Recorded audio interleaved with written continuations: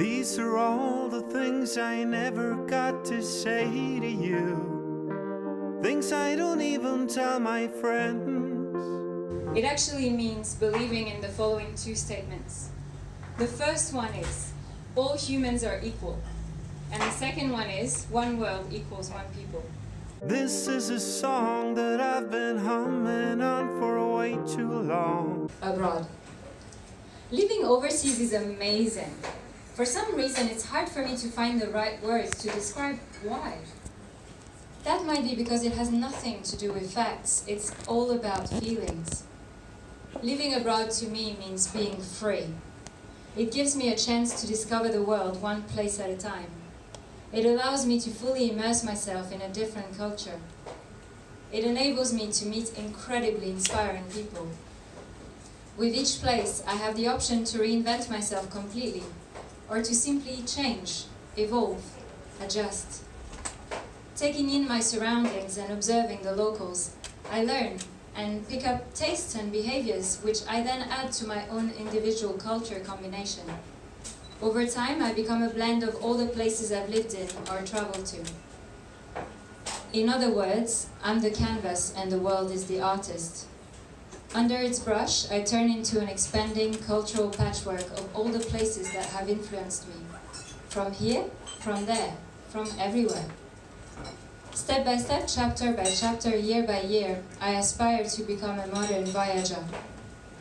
To echo the admirable Wilfred Sessinger, I hope to be one of the many explorers of the tradition of the future. Future. I still hate packing just as much as I always have. What makes it even more difficult is seeing our apartment being emptied of my presence.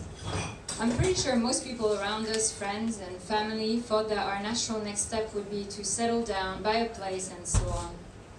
But I'm not ready for it, and I don't think he's either.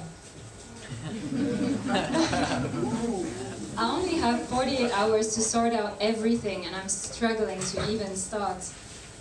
Handsome guy hasn't found a job in China yet. We both know how my previous long-distance relationship ended, and neither of us have heard an example of one that's worked. Why am I doing this? My move is undeniably selfish. Once again, I'm putting my career aspirations ahead of my personal life.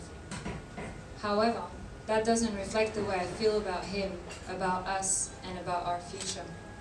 I tell him, lying on our backs next to each other with our hands tightly interlaced, we cry together. Tomorrow, it will be time to go. Go. Our goodbyes are harrowing.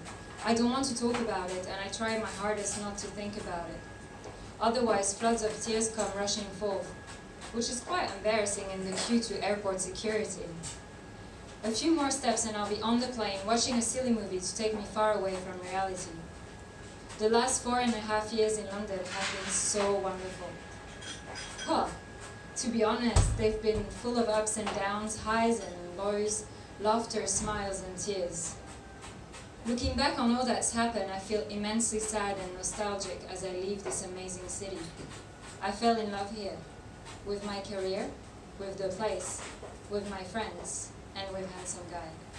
Walking away from it feels immensely difficult and somewhat absurd, but as a serial mover, this is what I do. China will be the 5th country I live in, and I'm convinced it won't be the last.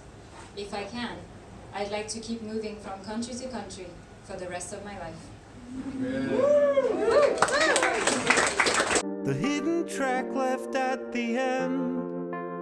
So who here would like their very own copy of Where to Next? Me! Yeah! Yeah, I love it. Thank you. I planted those people, by the way. Those whom the gods love grow young.